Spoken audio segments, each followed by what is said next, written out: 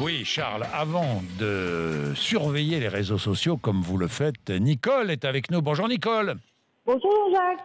Vous êtes vendeuse dans l'Isère. Tout à fait, oui. Et avec nous le matin, vous regardez ou vous écoutez? Je regarde et j'écoute. Vous faites les deux? Les deux, à partir de 4h30 tout le temps en fait. Ben, vous avez bien droguée raison d'RMC. Nicole. Dites-moi Nicole, comment l'appelez-vous? Mon ange gardien. Mon ange gardien, c'est joli ça.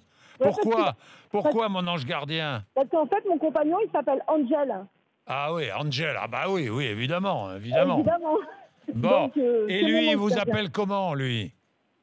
Il m'appelle ma douce. Ma douce, c'est joli ça, ma douce. Voilà. Il C'est m'appelle très ma- joli. Bon, Voilà. Nicole, on vous embrasse.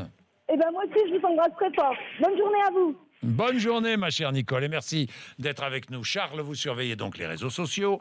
En attendant le match qui les opposera à la France dimanche, les Islandais continuent de faire rire Twitter. Avec d'abord un tweet très officiel, celui du ministère des Affaires étrangères islandais. Un internaute leur a demandé comment ils ont pu s'y prendre pour réunir 23 joueurs pros dans un si petit pays. Eh bien, le ministère islandais a répondu le plus sérieusement du monde, chiffres et tableaux à la pluie.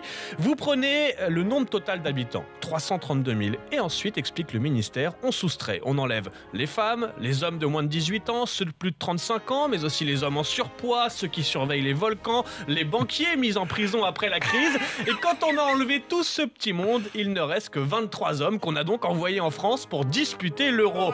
Mais le ministère islandais n'est pas le seul à avoir de l'humour. Les internautes continuent à saluer la ferveur des joueurs et de leurs supporters. Les Islandais vont fêter leur victoire toute la nuit, et quand on sait que la nuit dure 6 mois dans leur pays, ça promet.